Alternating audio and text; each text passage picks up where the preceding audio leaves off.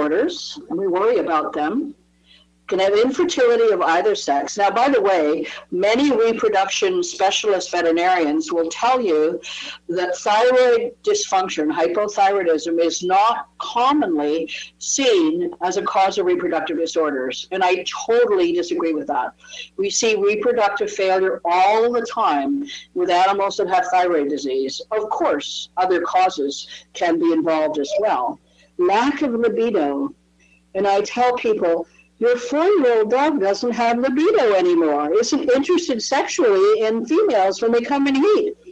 And sometimes the owner will look at me and say, oh, well, he was a stud dog and he bred so many females when he was younger, he's not interested anymore. And I look at the person in amazement and said, how many men in the audience here would ever be satisfied with that explanation that they have no libido because they're old? Forget it. You should always have interest. Whether or not you can do anything about it or not is another issue. That's supposed to be a joke, you guys. Testicular atrophy is also important. And so it's when you have intact male dogs, you should feel the testicles periodically, not too often because they won't want a judge to do that, just to make sure that they seem to be full and have the normal kind of texture and fullness and firmness of a testicle. If the testicles seem to be shrinking, and sometimes it can be one or both, seem to be shrinking and the skin gets flabby on the scrotum, then you've got testicular atrophy, and that could be a sign of hypothyroidism. Could also be other problems, but this needs to be tested for. If the animal has hypospermia, that means a low sperm count, they can still sire puppies, but the sperm count could be lowered by hypothyroidism. If they have no sperm, of course, you don't have to worry about it. They can't sire any more puppies at that point. Sometimes we say that those show dogs that are being used for breeding when they're hypothyroid are better off to be aspermic because then the breed will be protected. This is not the pet's problem or the dog's problem. It's the owner's problem. In the female, you can have a lengthening of the interval between the heat cycles. So instead of 6 months, when it first started out, for example, it could be 8 months or 10 months or a year. Sometimes these females don't come into heat regularly at all once they have thyroid disease. Some females don't have any heat cycles at all. They never had any. And those happen to be the animals that look very masculine and win a lot of dog shows because they're big and strong, just like the males are. Some of those dogs don't have heat cycles because they're actually hermaphrodites. And inside them, they have both ovaries and testicles. You can have silent heats, where the female is cycling silently and you don't notice it externally. But usually in that case, if there's a fertile male around, he will sense that the female has a silent heat. You have chronic recurrent false pregnancy or pseudo-pregnancy. Now that can occur in healthy, intact females and their first maiden heat. So some females that have their maiden heat are not fully sexually mature, and so they can have a false pregnancy with milk production in their mammary glands at the first heat, but that should not happen repeatedly. If the female has recurrent pseudo-pregnancies after each pregnancy, she's got a central hormonal imbalance. We don't recommend using them for breeding. They're at high risk for uterine infections, pyometra. And so you need to test their thyroid function, get them treated, but then I still would not breed them because they're not reproductively normal as far as reproductive hormones are concerned. And the other thing we can see in females as they get to mid-age, they could have had a healthy litter when they were, say, 1.5 or 2. But when they're 3 or 4, they have small litter sizes. They have puppies that are born weak, that die shortly after birth, or are born stillborn. And so you may get some live puppies still, but there's still something wrong going on. Those are the females that could be hypothyroid. What about clinical signs of hypothyroidism that affect the heart? Now, because the thyroid gland, again, controls everything after its message from the pituitary gland, it affects the heart as well. And so in the clinical stages of hypothyroidism, animals would have a slow heart rate. It's called bradycardia. So how are you going to know that? The best way to do that, if an animal's excited, the heart rate will speed up. And of course, normal dogs have a much faster heart rate than do normal people. So when your animal is lying down in the evening, sleeping on the floor, or on the couch, or in your lap, or wherever, put your hand carefully on the chest, just behind the front legs, and measure the beats. If the heart rate is below 68, it's too slow, and especially if it's much slower than that. So bradycardia heart rates can be 60, 62, 64, 65. That's how you measure it. And you can do it several days in a row if you need to, and then go to your veterinarian with a record of the heart rate that you've measured, because when they're in the veterinary clinic, they're going to be excitable or scared or whatever, and their heart rate's going to go up, and it may not show up. You can have cardiac arrhythmias where the heart is not functioning ideally in a normal way. For example, the Cavalier King Charles Spaniel as a breed has a heritable congenital mitral valve insufficiency of the heart.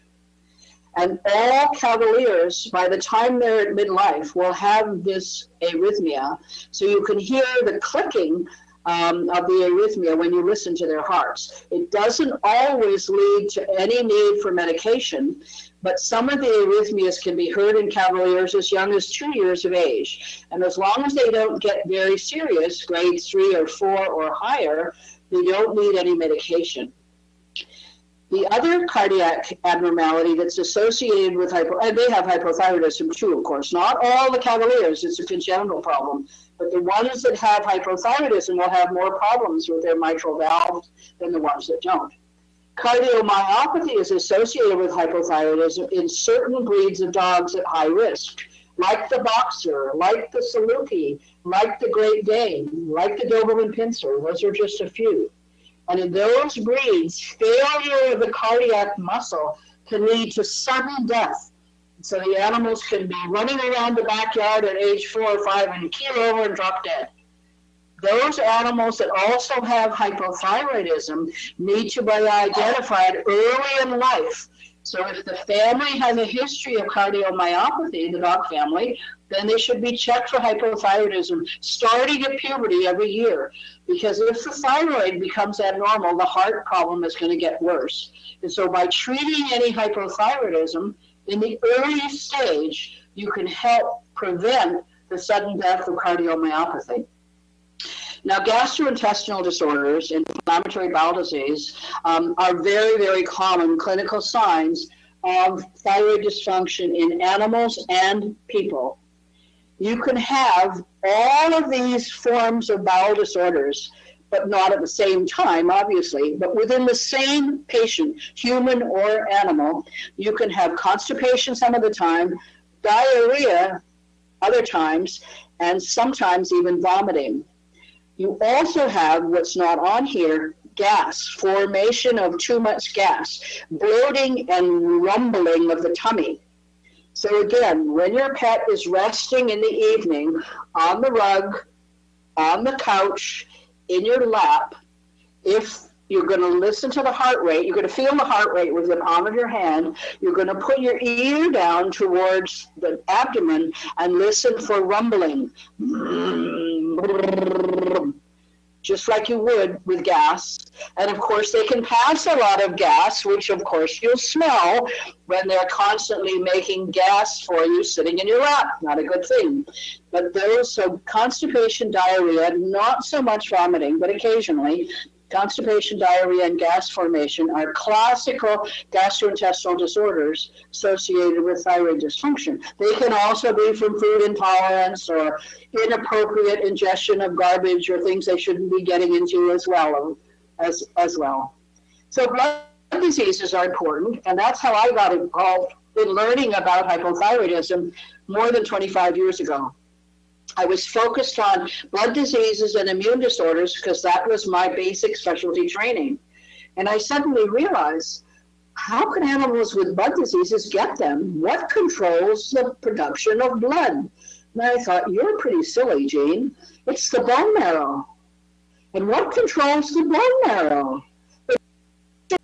glands, the pituitary and the thyroid.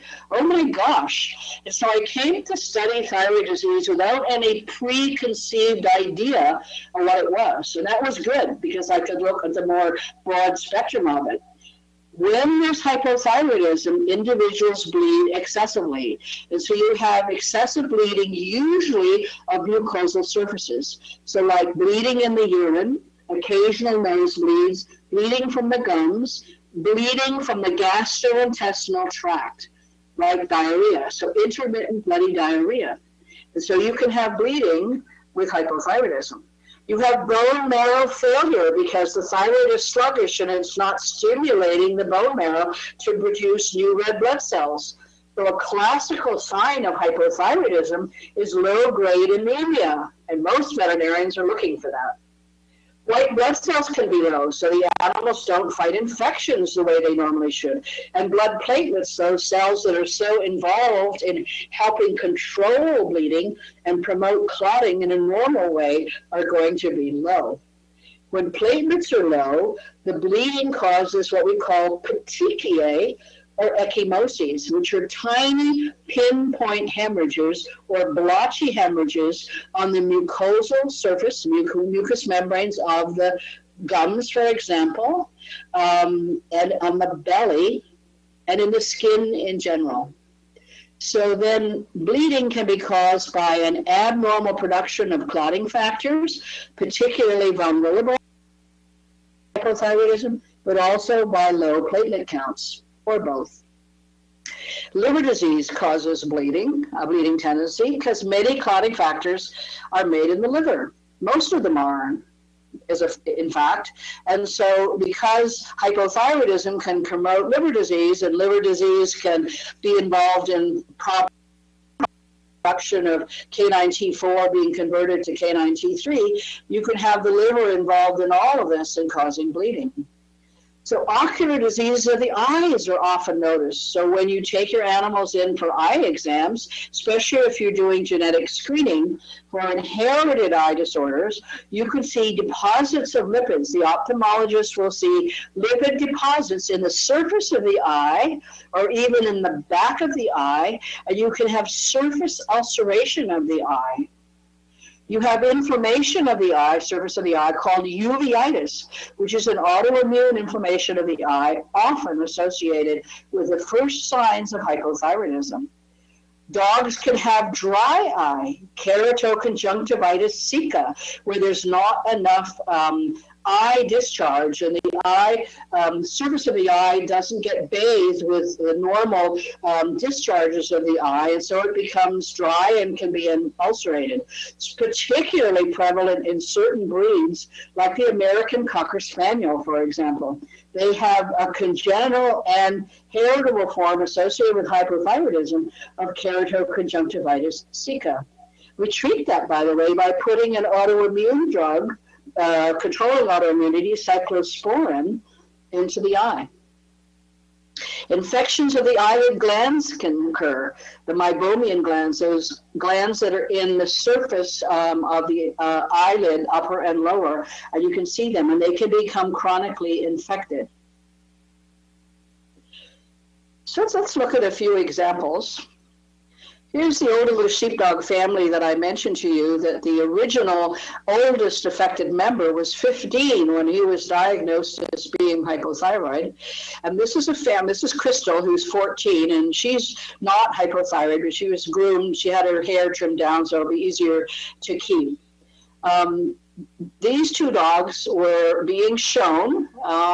They're both best in show dogs. This one had a top knot on, and of course they hadn't had the talcum combed through their beards to keep them looking white, which is technically illegal.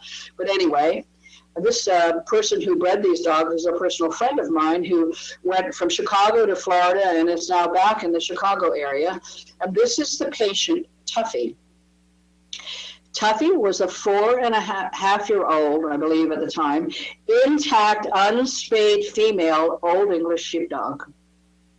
Tuffy collapsed with immune-mediated hemolytic anemia and thrombocytopenia. So she had the low platelet count with the little bruises, and she had a severe anemia. Her blood count on hematocrit was 6%, when normally should be at least 30 or 35 in a healthy dog of her breed. Well, she was very, very sick. And so Sally rushed her to the veterinary hospital at Gainesville in Florida, and they transfused her twice. She quickly destroyed all the blood because she had an autoimmune problem that was destroying her blood cells. But they did not know that she was hypothyroid. In fact, they never thought to check it. So Sally called me from Florida and said, what am I going to do? Tuffy's going to die. I said, where was she in her heat cycle? Oh, she said, she just had a heat cycle 2 months ago. So remember, the heat cycle is going to make her thyroid more abnormal. And she got a combination vaccination booster. Now, this was a time before we knew how critical it was not to vaccinate dogs that were susceptible to these diseases. So she got a vaccine booster when she was in heat, and she collapsed. So I said, she's got thyroid disease. People in Florida said, no way. Sally said, forget it. I'm sending a blood sample to Jean in California. And she was hypothyroid. This picture was taken 2 months after she recovered on thyroid hormone, and she was eventually spayed when she wasn't cycling so that she could live a long time. And she lived to be 9 and died of acute lymphosarcoma. And the highest of the lymphosarcoma was in her liver. So we don't know whether all the chemotherapy that was needed with the thyroid hormone to keep her alive caused the promotion of the lymphatic cancer, or whether she was programmed genetically to get it anyway. It doesn't really matter, but she lived quite a few years as a healthy dog after the diagnosis. So other associated disorders include a deficiency of IgA. Immunoglobulin A, IgA, is associated with a change in your secretory immunity. That means your secretions don't work normally. So your tears, your sweat, your urogenital secretions do not work normally, nor do the secretions of your bowel. And so you chronically have infections all over the body. And one of the things associated with IgA deficiency in people and affected dogs is hypothyroidism. So people and dogs with hypothyroidism can have deficiency of their secretory immune system. They lose smell. Remember the bloodhounds that were doing search and rescue couldn't smell anymore. Taste, they can lose taste. They don't taste things unless and you add additional herbal supplements to have them be able to smell beyond their normal lack of smell so that they can actually want to eat.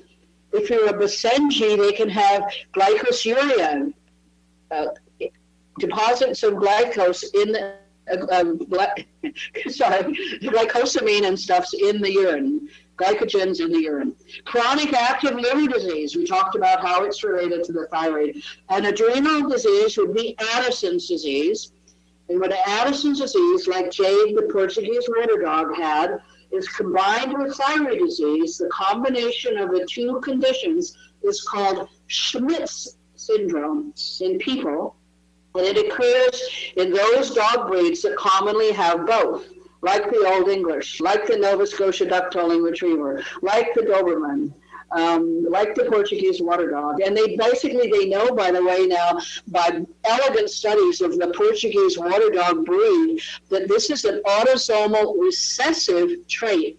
So in order to have Addison's disease in the Portuguese water dog, you have to have both parents as carriers. Most cases of heritable are not recessive, so they can be passed on by one or both parents. So it can be the father or the mother or both. You do not have to have both, however. So that's an autosomal trait, not sex hormonally related, and it can affect offspring in various degrees of penetrance. In other words, the gene can be fully penetrant and the animal is classically hypothyroid. It can be moderately penetrant, and so it may be hard to diagnose, or it can be very mildly penetrant when you don't notice it at all, except from some very subtle things that you have to look for. Pancreatic disease is diabetes, and parathyroid disease, where the parathyroid gland doesn't produce enough hormone, can cause changes in calcium metabolism and the kidneys. And basset hounds are a breed that have both parathyroid disease and hypothyroidism together. Now let's look at foods for the next few minutes. Thyroid function is intimately associated with foods. Hippocrates, centuries ago, said, "Let food be thy medicine, and medicine be thy food." And in fact, if your animal or your own body is not fed nutritionally in an optimum way, it's going to affect your health in many, many different ways and the ability to live a long life. So wholesome nutrition is the key to having a healthy immune system that allows you to resist disease. So please don't ever forget that. Please eat a healthy diet. Now, thyroid function is connected to glutens. And by the way, I am gluten intolerant, and I became gluten intolerant after my 65th birthday, and I'm older than that now. I used to eat glutens without any problem. I cannot eat any glutens today, or my bowel gets significantly upset, and I become really, really ill. So glutens are connected to thyroid dysfunction. So Hashimoto's disease, which is autoimmune hypothyroidism, and Graves' disease, which is autoimmune hyperthyroidism, both and the dog, Graves' disease being the cat, Hashimoto's in the dog, also causes gluten intolerance. So any individual with a thyroid problem should not eat gluten. You eliminate gluten totally from the diet. So the best nutrition for our companion animals today is grain-free, except for grains like rice or quinoa, and gluten-free. So what do you want to do? You need to avoid this protein from glutens, and it's called gliadin. Gliadin is a specific protein within all glutens that looks like the thyroid gland protein, thyroxine, and because it resembles it, when the body makes antibodies to the thyroid gland, it destroys the gliadin, and when it makes antibodies to the gliadin, it destroys the thyroid gland, and vice versa.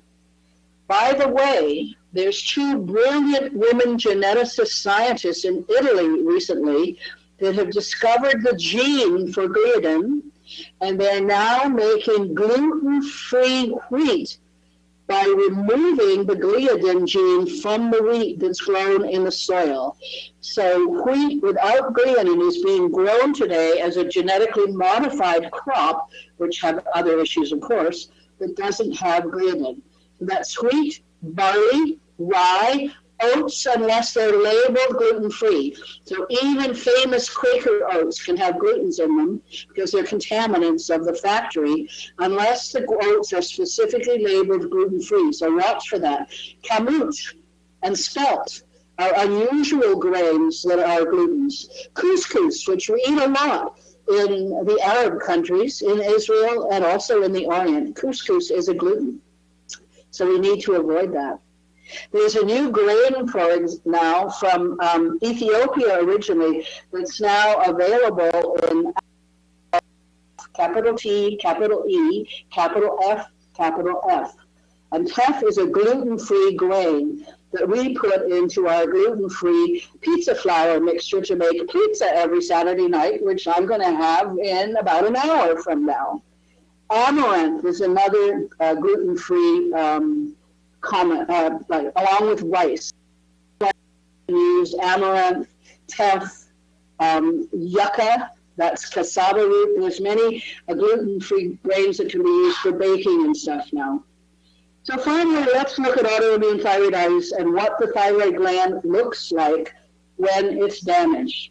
There's progressive destruction of the thyroid cells, and they do not regenerate. So here's a healthy thyroid gland, and this has been cut and in histopathology section and stained, and the pink fluid in all these cells is thyroid hormone. There's a few blood vessels cut in cross-section here, but mostly for the pink. In fact, it looks so pretty, it could be a print of silk for a lady's scarf or a blouse or a garment. These cells are full of thyroid hormone. They're different sizes, but they look calm. Now, Hashimoto starts to destroy the thyroid gland. Oh my God. The body programs the lymphocytes genetically to destroy the thyroid gland. And here they are, the swarms of blue nuclei. These lymphocytes are coming into the thyroid gland to damage it. And the thyroid cells are trying to get away, and they're different sizes, and they're being destroyed, and there aren't so many in there. Remember the first picture? Now look at the second picture. Now this progresses over a period of 5 to 7 months. Now look at a bigger shot of it. All these blue things are the nuclei of lymphocytes. The red are blood vessels, and these are huge cells full of glandular fluid still. But some of them are broken. These are ghost cells. They've burst. The cells are all different sizes, full of all these ghost cells. So the thyroid gland has hardly any hormonal production left. Then eventually, when the thing is totally destroyed, all you have left are these ghost cells. The thyroid gland cannot produce thyroid hormone now, and it cannot regenerate. And so you can easily see why these patients cannot be given thyroid glandular supplements to replace what they're missing. They have to get actual thyroid hormone medication in the form of whole thyroid gland extracts or synthetic thyroid hormone. So again, this is a reminder about our book, The Canine Thyroid, Answers You Need for Your Dog, and we'll tell you all about the things we talked about today. And we hope then that you've enjoyed this program. Before we close, I have one more slide for you. I love this slide so much. Here's a dog being carried by a person, and he's looking at you with a bandana around his neck. And he said, if I had my life to live again, live over, I would have found you sooner so that I could have shared my love for you longer. That is so beautiful. If I had my life to live over, the dog is telling the person, I would have found you sooner so I could love you for longer. Thank you.